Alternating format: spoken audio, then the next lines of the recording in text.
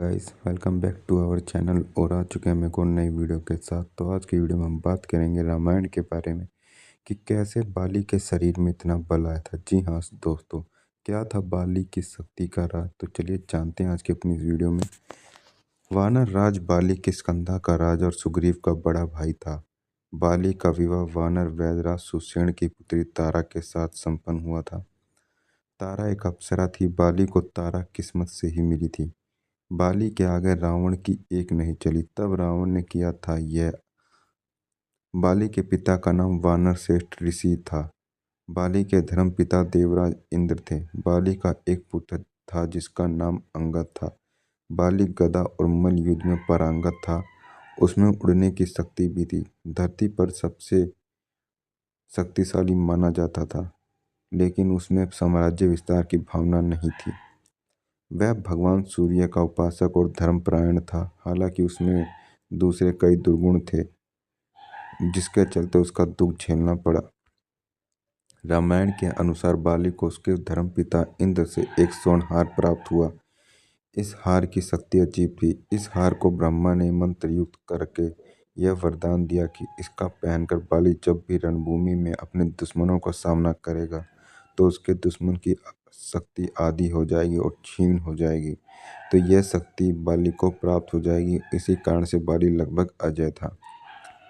कहा जाता है कि माया नामक असुर स्त्री के दो पुत्र थे, मायावी तथा दुंदुभि। दुंदुभि महर्षि असुर था। दुंदुभि को अपनी शक्ति पर दंभ हो गया। वह पहाड़ के सामने दिखाई देता था। उसने सबसे पहले सागर राज को युद्ध के लिए ललकारा, लेकिन सागर राज ने कहा कि ऐसे वीर योद्धा से युद्ध करने में असमर्थ है। आपको तो गिरियों के राजा हिमवान के ललकारना चाहिए। हालांकि सागर राजा दुंदुभि के दंभ को तोड़ सकते थे, लेकिन उन्होंने ऐसा नहीं किया। सागर राज की तरह ही हिमवान ने कहा कि तुम्हारे जैसे वीर को इंद्र के पुत्र बाली से युद्ध करना चाहिए। तब दुंदुभि ने किष्किंधा के द्वार पर जाकर बाली को ललकारा। बाली ने पहले तो दुंदुभि को समझाने की कोशिश की, परंतु जब वह नहीं माना तो बाली ने दुंदुभि को बड़ी सरलता से हराकर उसका वध कर दिया। इसके पश्चात बाली ने दुंदुभि को निर्जीव शरीर को उछालकर एक ही झटके में 1 योजन दूर फेंक दिया। शरीर से टपकते रक्त की बूंदी महर्षि मतंग के आश्रम पर गिर गई, जो कि ऋषिमुख पर्वत में स्थित थी।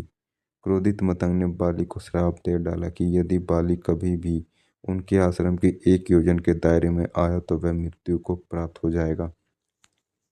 इसी कारण बाली कभी भी ऋषिमुख पर्वत पर कभी भी नहीं जाता था और सुग्रीव ने बाली से बचने के लिए यहीं पर शरण ली थी।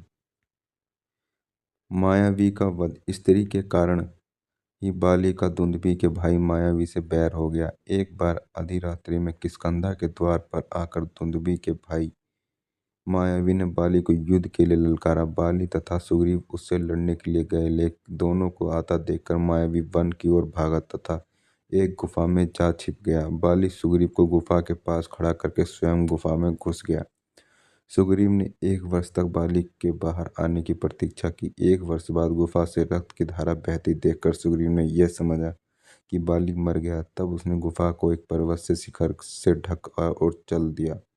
बाद में सुग्रीव ने मंत्रियों के आग्रह पर राज्य को संभाल लिया। उधर बाली ने गुफा के अंदर मायावी को 1 वर्ष में ढूंढ निकाला। उसने मायावी का वध किया और जब वह बाहर लौटकर आया तो गुफा पर रखे पर्वत शिखर को देखकर उसने सुग्रीव को आवाज दी, किंतु उसे कोई उत्तर नहीं मिला। बाली जैसे तैसे शिखर को हटाकर अपनी नगरी में पहुंचा। जब वहां उसने अपने भाई सुग्रीव को राज्य करते देखा तो अब से उसे शंका हुई कि सुग्रीव राज्य के लोभ के कारण ही यह सब प्रपंच रचा होगा। उसने सुग्रीव पर प्राणघातक प्रहार किया। प्राण रक्षा के लिए सुग्रीव ऋषिमुख पर्वत पर जाकर छिप गया। बाली ने सुग्रीव को धन स्त्री यदि सब कुछ छीन लिया। धन स्त्री का हरण होने पर सुग्रीव दुखी होकर अपने हनुमान आदि 4 मंत्रियों के साथ ऋषिमुख पर्वत पर रहने लगा था। तो ये थी गाइस बाली के शक्तियों का राज। उसे उसके पिता से एक मायावी माला मिली थी, जिससे की शक्ति से उसे बहुत ही ज़्यादा, वो किसी से भी युद्ध करता तो उसकी शक्ति उसमें मिल जाती थी। तो उम्मीद करता हूँ गाइस ये थी आज की हमारी वीडियो, जिसमें हमने जाना कि बाली की शक्ति का राज किया था, कैसे बाली इतना शक्तिशाली था। तो उम्मीद करता हूँ वीडियो अच्छी लगी तो वीडियो को जरूर लाइक करोगे। चैनल पर नए हो तो चैनल को भी सब्सक्राइब कर देना, ताकि ऐसे ही आने वाली वीडियोस की नोटिफिकेशन आप सभी को मिलती रहे। तो मिलते हैं गाइस, तब तक के लिए नेक्स्ट वीडियो में।